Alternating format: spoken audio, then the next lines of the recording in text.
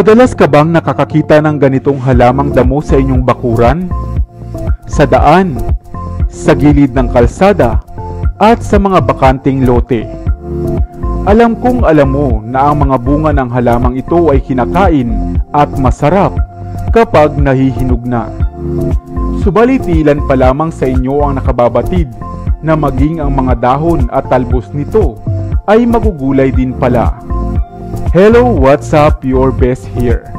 Kaya naman kung madalas ka ngang nakakakita nito sa daan, ay para sa iyo ang videong ito. Pero bago tayo magpatuloy, kung bago ka pa lamang dito sa ating channel, ay huwag mong kalimutan na pindutin ang subscribe button at ang notification bell. At mag-follow na rin sa ating Facebook page upang lagi kang updated sa aking mga bagong uploads. Ito ang halamang Maria Maria, Kurumbot, Utot-Utot, Santo Papa, Los Baños, o mas kilala bilang Passiflora foetida. Foetida na ang ibig sabihin ay halamang nagtataglay ng kakatwa o masangsang na halimuyak o amoy. Pamilyar sa mga bata na taga-probinsya ang halamang Maria Maria. Dahil masarap, manamis-namis ang bunga nito na kulay orange at dilaw kapag nahihinog na, at berde naman habang hilaw pa. Nababalot nga ito ng animoy lambat o kapa, kung kaya naman binansagan nga itong Santo Papa. Napakabilis tumubo at dumami ng halamang ito. Animoy baging na gumagapa nga sa mga gilid ng kalsada, at kapag walang hinog na bunga ay wala na rin itong masyadong halaga. Subalit batid mo ba na sa ilang panig pala ng mundo, partikular na nga sa Vietnam at dito sa atin sa Pilipinas, ay niluluto rin ang batang dahon o talbos ng Maria Maria. Maaari mo itong isangkap sa iba pang mga gulay, sa dinengdeng, o di kaya naman ay sa sinabawan, katulad ng tinola. Ayon nga sa pag-aaral ng International Journal of Pharmaceutical Science and Research, ang halamang Maria Maria pala ay isang tradisyonal na medisina laban sa infeksyon, sakit sa atay, diarrhea, tumor, anxiety, sleep disorder at asthma na maaari mo ngang makuha sa pagkonsumo lamang ng hinog na bunga nito o gulay na talbos nito. Sa bansang Vietnam nga ay ginagawa rin nila itong tsaa at mainam nga para sa mga hirap makatulog sa gabi at laging nag-iisip.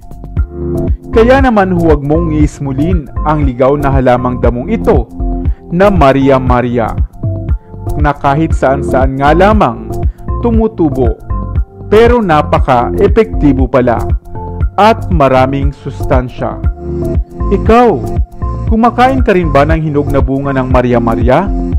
Ang gulay nito, nasubukan mo na rin ba? Ngayon mo rin lamang ba narinig na pwede palang gulayin ang talbos nito? Kung oo, ay comment ka naman ng yes upang patuloy tayong magtampok ng mga bagong kaalaman na maaaring kapulutan ng aral. Sana ay may bago kang natutunan sa videong ito.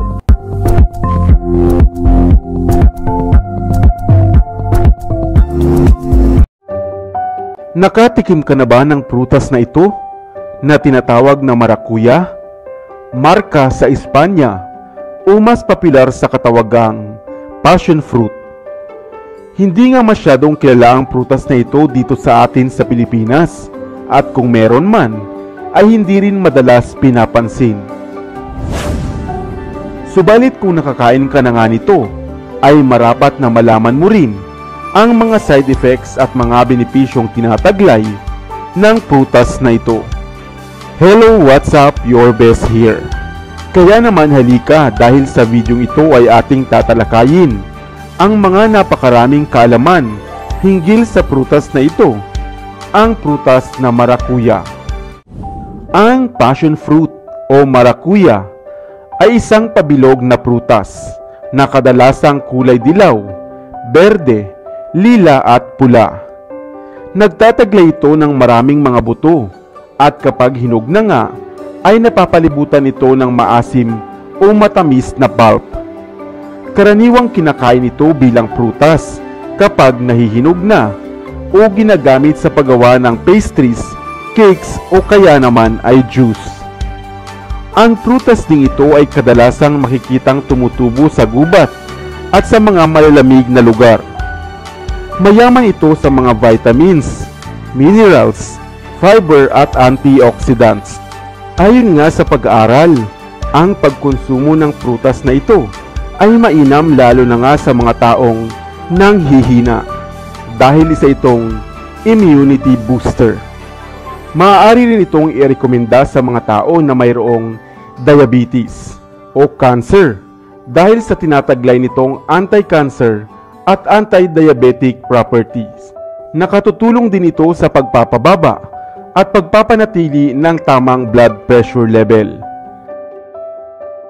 Ang tinataglay naman itong vitamin A ay maaaring mag-produce ng rhodopsin na mainam sa kalusugan ng ating mga mata upang hindi kaagad tayo madaling masilaw sa liwanag.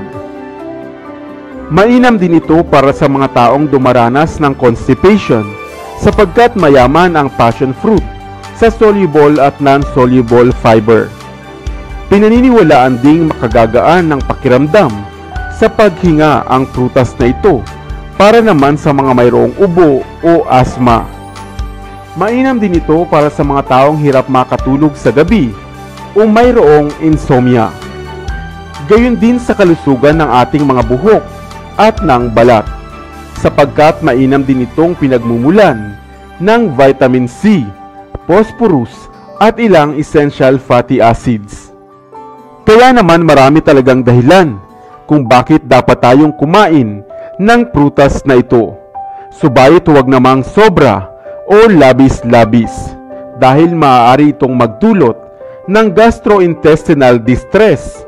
Bawal din ito sa mayroong mga allergy at may problema sa tiyan.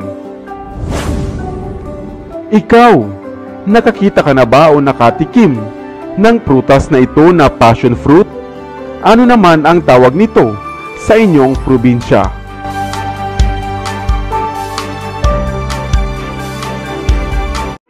Dito na sa Best TV, tayo ay matuto, utak mapuno ng bagong kaalaman. Dito na sa Best TV, tayo ay lumibot, lihim na mundo ay ating matuklasan. Dito yan sa Best TV, dito yan sa Best TV, dito yan sa Best TV. Sapagkat lamang ang laki may alam, dito yan sa Best TV. Tara bes, sabay-sabay tayo na matuto, pagkat dito sa mundo lamang ang siyang marunong. Ating utak salina ng panibagong dunong, mga bagay na sa buhay ay makakatulong.